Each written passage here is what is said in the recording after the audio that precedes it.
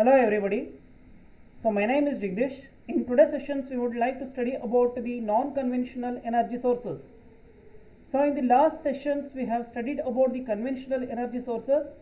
So now we have to concentrate on the non-conventional energy sources. So what is conventional and non-conventional energy sources? So first we have to know about that. So conventional energy sources are the energy sources which have been using since long back or long time.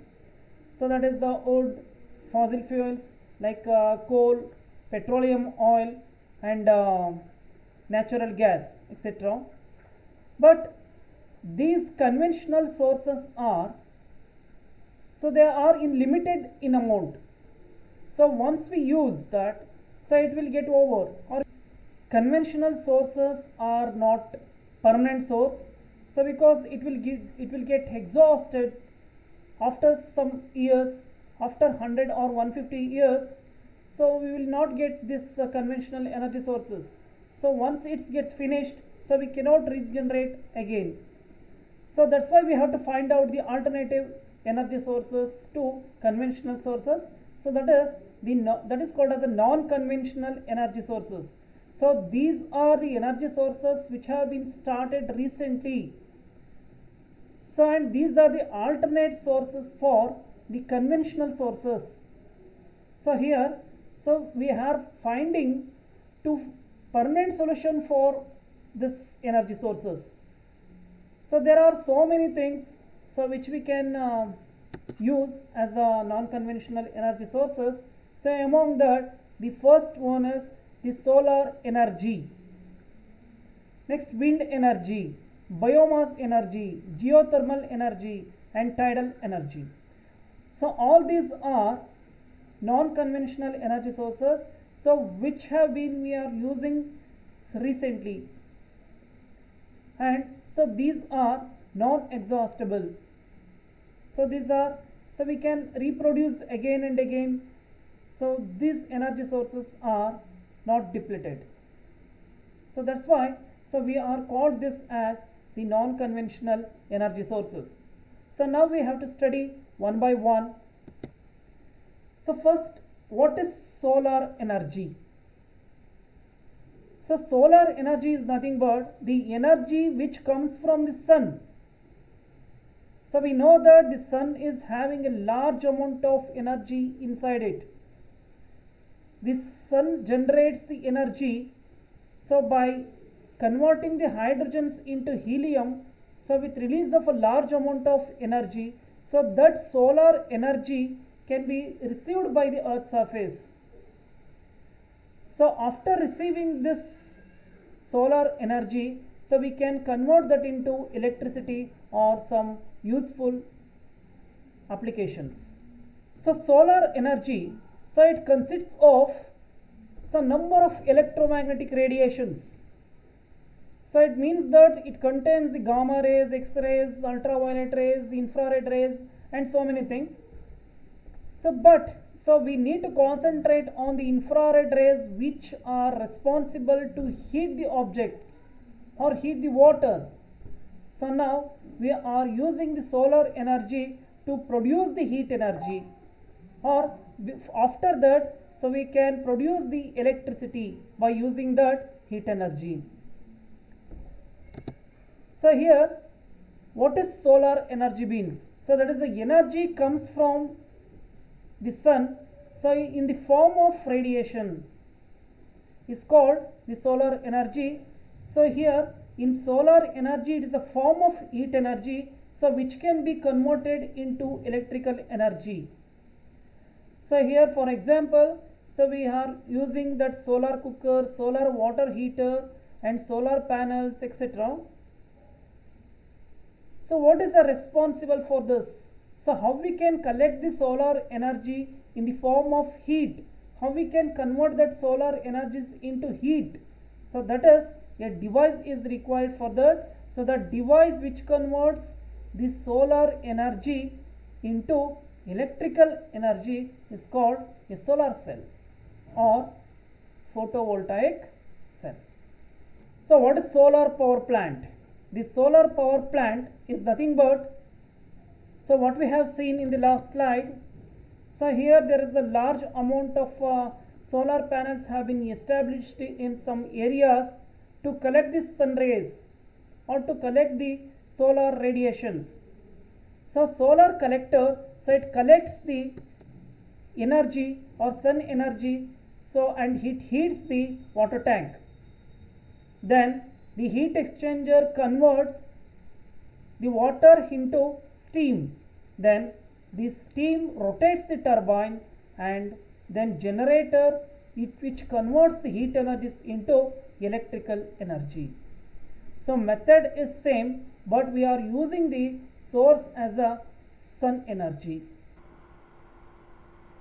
In India, the Badla Solar Park so is the largest solar park, so which produces 2245 megawatt. Next we have to concentrate on, so what is the wind energy? So what is wind? So here wind is nothing but it is the flowing air. The flowing air can be used to generate the electricity.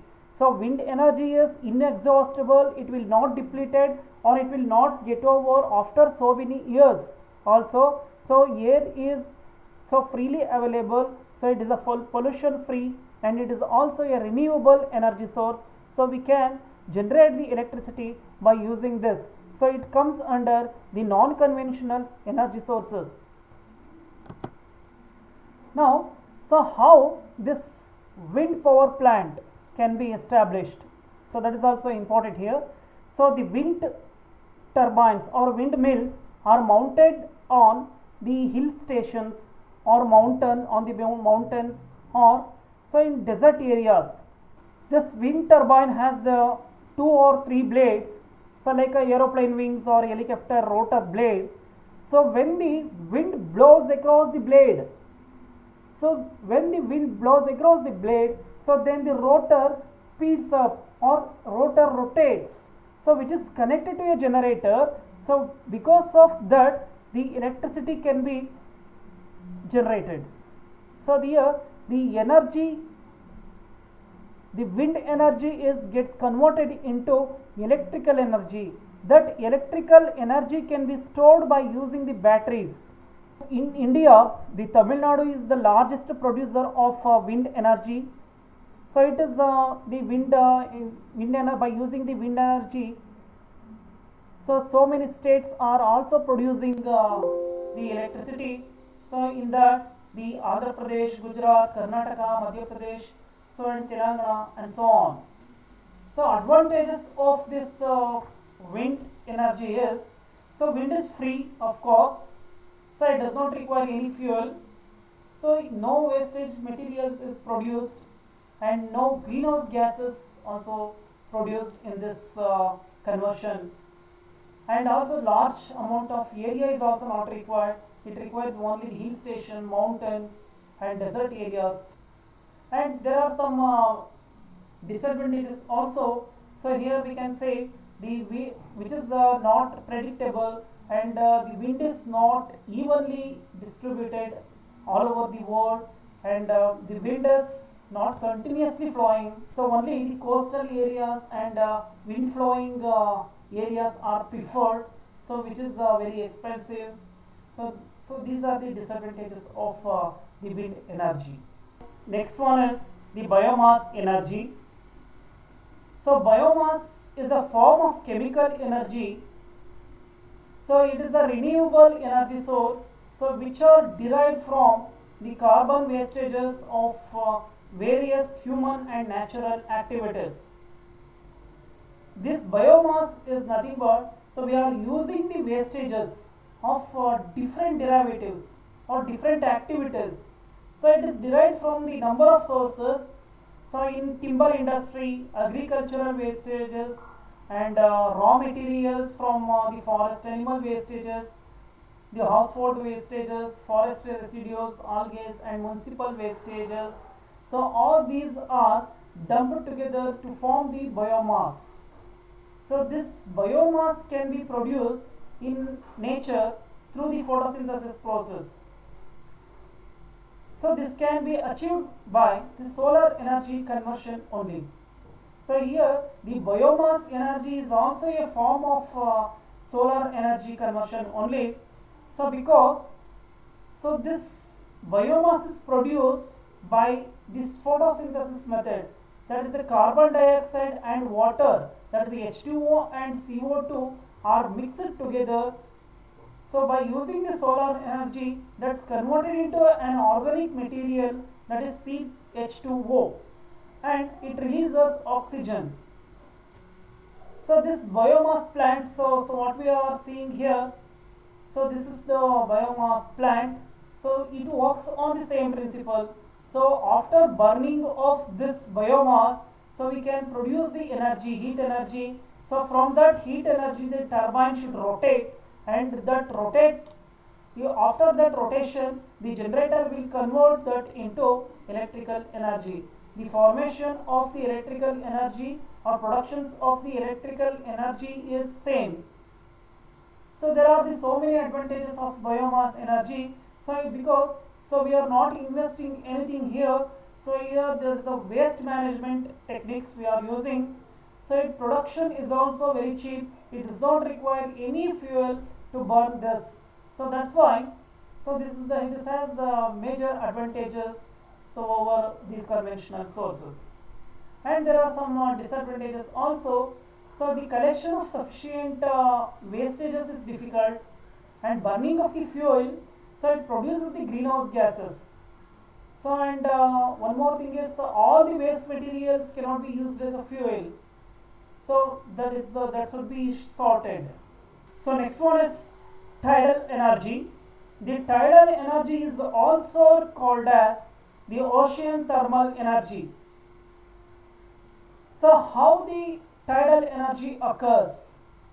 So that the periodic rise or the fall of ocean water, so is nothing but a tides, so which can be used to produce the electricity.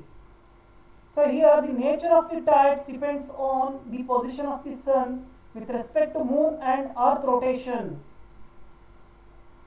So energy available for the thermal power generation is enormous, and it is replenished continuously. So here how the tides are formed. So that is due to the gravitational pull of the moon and earth, and that is due to the rotation of the earth. So because of this, so the tides are formed, or the tides occurs. So by using these tides, so we can produce the electricity. So this is the figure. So how we can produce the electricity by using the tidal winds. So there is a turbine, there is a generator, and the same process continues. So because of this tidal power plant, so it is only one thing is it is under the water. And next one is the geothermal energy. So here geothermal energy is a renewable energy source. So because the heat is produced inside the earth. So here geothermal means what? Geo means earth, thermal means heat. The heat is generated from the earth. Where is the heat energy on the earth? So that is, the heat is produced inside the earth itself. So that heat can be generated, that heat can be used to generate the electricity.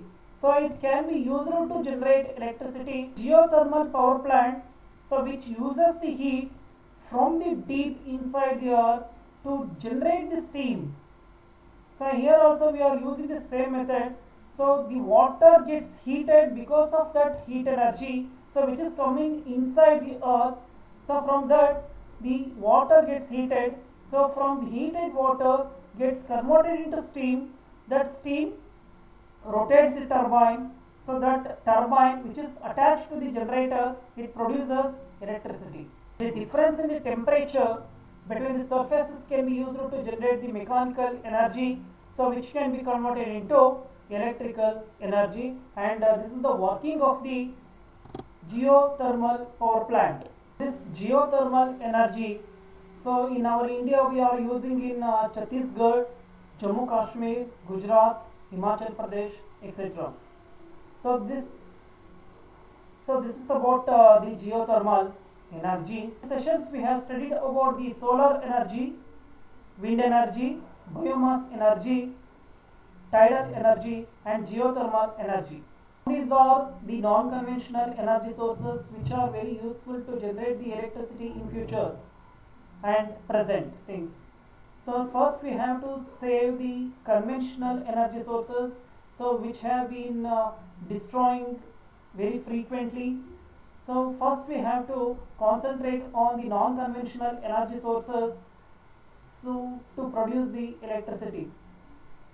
So first of all, so these non-conventional energy sources are so non-pollutants and it does not produce any greenhouse gases, so it will not get depleted. So in today's session, so we have studied about so non-conventional energy sources. So mainly that is the solar energy, wind energy, biomass energy, tidal energy and geothermal energy, and we have studied about the thermal power plants. So how this energy can be generated by using the thermal plant. So we are not discussed in detail, but we have brief knowledge. We should have the brief knowledge about these power plants. The principle behind this is the same, but only thing is how we can generate the heat energy to turn the turbine. So that is important here. So we can produce the heat energy or by using the solar energy, biomass energy, geothermal energy and so on. So only thing is we have to turn the turbine, so because of that the electricity will be generated. So now first of all, so we have to concentrate on the non-conventional energy sources, because the conventional energy sources are not too much to use. So after some days, after so 100 or 150 years, so this will get over. So this will get over and this will depleted. After that, so we have to definitely we have to turn towards the non-conventional sources. So now only we have to use in limited manner, so about the coal and petroleum products or natural gas, uranium, etc. So first this non-conventional sources, so which are inexhaustible and renewable energy sources. So that's why so we have to use more and more towards the non-conventional energy sources. Thank you.